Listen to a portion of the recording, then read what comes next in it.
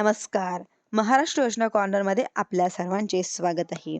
आजच्या व्हिडिओच्या माध्यमातून आपण बघणार आहोत की तमिळनाडूमधील शेतकऱ्यांना नवीन निर्वाचित करण्यात आलेल्या थलपती विजयच्या सरकाराचं कर्जमाफी दिलेलं आहे. 204 कोटी रुपयाची कर्जमाफीची 14,22,000 शेतकऱ्यांना याचा लाभ मिळणार आहे. जास्तीत जास्त म्हणजेच की 5 रुपयापर्यंत कर्जमाफी माफ केलं जाणार आहे.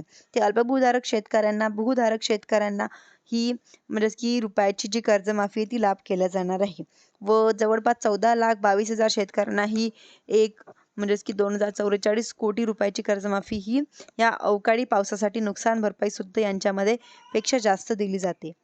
खूप मोठ्या प्रमाणामध्ये गाजावाजा करत कर्जमाफी दिली जाणार आहे व याचं कर्जमाफीचं भोपळा कुठेतरी म्हणजेच की फुटलेला आहे. महाराष्ट्रातील कर्जमाफीला देखील एक ब्रेक लागणार अशा प्रकारच्या बातम्या समोर येत आहे. मोठ्या प्रमाणामध्ये चालवल्या होत्या, परंतु निवडणूक आयोगाच्या या संदर्भातील एक रित्याराशी विनंती करण्यात आलेली आहे की विनंतीला केंद्रीय निवडणूक आयोगाच्या माध्यमातून मंजुरी देण्यात आलेली आहे व कर्जमाफीला महाराष्ट्रामध्ये राबवण्याकरता निवडणुकीचा आचारसंहितेचा कुठल्याही प्रकारचा भंग होणार नाही किंवा कुठलाही अडथळा येणार नाही अशा प्रकारे एक उत्तर आता केंद्रीय निवडणूक आयोगाच्या देण्यात आलेले आहे व सरकारकडून मंत्रिमंडळाची मंजुरी, सरकारकडून योजनेच्या GR या बाबीची आवश्यकता असलेला जो आवश्यक पूर्ण केल्यानंतर सुद्धा 3,030 लाखापेक्षा जास्त आता आकडेवारी व 35 लाख सांगितला जात आहे व 35 लाख शेतकऱ्यांची कर्जमाफी होऊ शकते व जो यांच्या अटी पात्रतेचे निकष GR येत नाही तोपर्यंत शेतकऱ्यांच्या आकडेवारी व